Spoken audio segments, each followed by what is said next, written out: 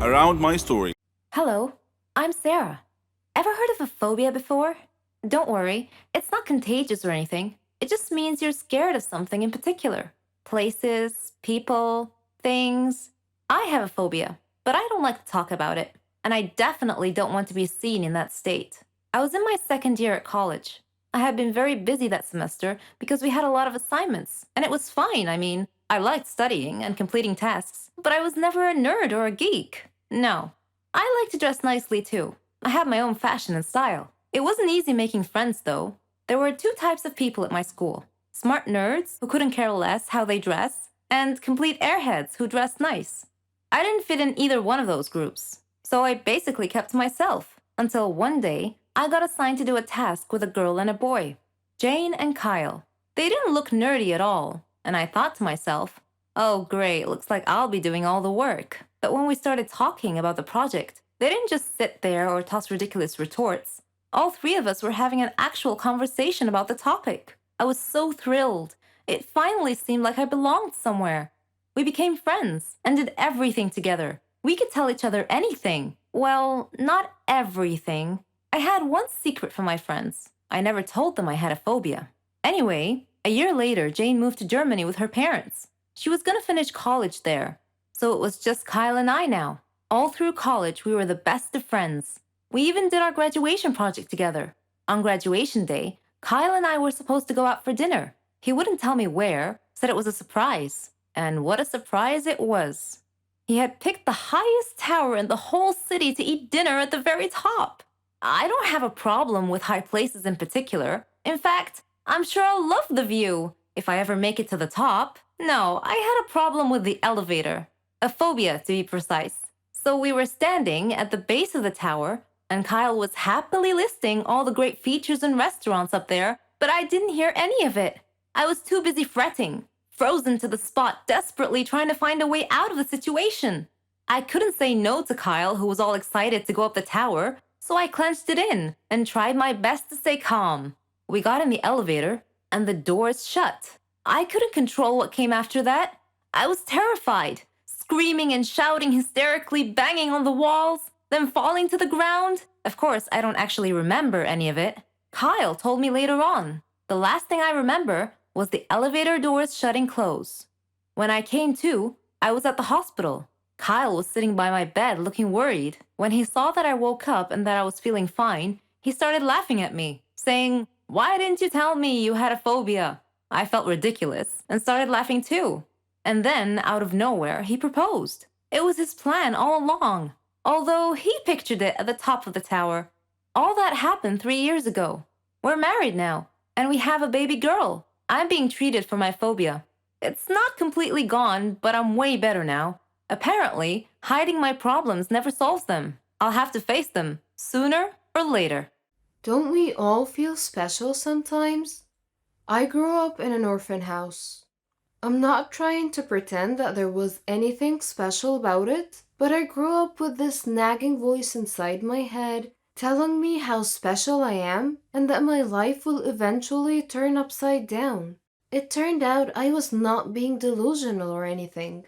What happened to me was every foster child's dream. If only I knew what my future held for me. My mom, dad, and twin sister committed suicide in 1992. I was saved by my extended family, only to get abandoned later. I was disowned, not because two of the wealthiest families in the city couldn't raise me, but because I was a curse for their reputation. My mom and dad were not married, and that brought them so much shame until they took their own lives. Fast forward few months later, one day I woke up at a children's home. I'm an orphan now. I have absolutely no memories of my parents, or even my twin sister, but I do remember my extended family very well. They gave me up when I was 6 years old. My uncle is an extremely rich businessman. He was never really bad to me. In fact, he put me in what you can call a fancy home. Although he promised to visit me every weekend, he never did. I was put in a medium-sized room with 4 other girls: Rosaline, Claire, Bella, and me, Rachel. They were all dressed in clean nightgowns, but they were all the same color, pale green. Mrs. Milton, our guardian, gave me a similar gown to put on. It felt as if I was admitted into kids' military. Our hair was always put up in a tight bun. We all looked the same. Mrs. Milton was not the kindest person you could come across, but she wasn't evil either. The house was divided into two sections, one for the boys and one for the girls. The only time we met the boys was in the outside building, which was some sort of a school.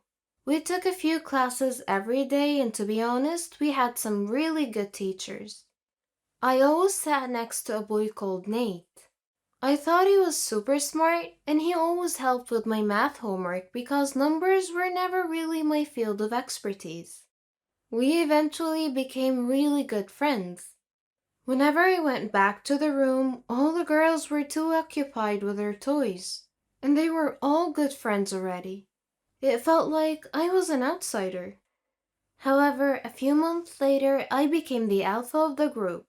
Don't get me wrong, this is not another Oliver Twist story. We used to pull pranks on each other all the time, and we had a really good laugh. I mean, being in a foster home is not exactly a vacation, so we made the best out of a bad situation. When the girls would go to sleep at night, I would go fake sleeping until Mrs. Milton had gone to sleep as well. Then I would stare out that tiny, teeny window and start counting the stars one by one. I named one after my dad, one after my mom, one after my twin sister, and finally, one after Nate. I would stay up all night long daydreaming until I fell asleep. Mrs. Milton would wake us up around 6 a.m. to have breakfast and go to class. It went on like that for years and years. Every day seemed exactly like the other, except on the weekends, which wasn't really much of a weekend. It only meant we were allowed to eat dessert. I have always been an extremely curious little girl, and the reason Nate and I grew so close was because he was a curious boy as well. We had no idea about the outside world. We had so many unanswered questions, and sometimes we would make up answers to tame our brains. The girls had relatives visiting them during the weekend, but I would stay in my room. Sometimes I cried, and sometimes I shut my eyes close and tried to imagine what my mom looked like. One day during science class, Nate asked me who visits me on the weekend. I never said anything back. I pretended that I didn't even hear him. But in a moment of extreme confusion and sadness, I wrote something down on a piece of paper and passed it to him. It said, "Let's get out of here." We were 12 years old at the time. I didn't care about the consequences at all. All I cared about was getting outside of here and exploring what was happening in the outside world. I wanted to go back to my uncle, even if he didn't want me. Nate looked at the paper, folded it into half, and he freaking swallowed the paper, and he just nodded his head at me. I wasn't sure what he meant by the nod until at midnight. While I was looking at the stars I befriended for years now, I heard the slip of a paper under the door. I quickly got up and the paper said, "Meet me at the school building in 5 minutes." I slowly opened the door and ran downstairs. Nate and I stood there awkwardly, not knowing what to do. We started discussing a runaway plan. But seriously though, what could two kids do to escape a fully guarded huge building? We were smarter than any of you would think. For the next week, we studied every movement happening around the place. When security guards changed their shifts, which teachers left class early, we even memorized the times when Mrs. Milton had to use the bathroom. We had a solid plan. At the end of the week, on Friday, we had history class, and the teacher always left a few minutes early. At the same exact time, security guards changed their shifts, and Mrs. Milton took about 3 to 4 minutes to come downstairs and walk us back to our rooms. That was it. That was the moment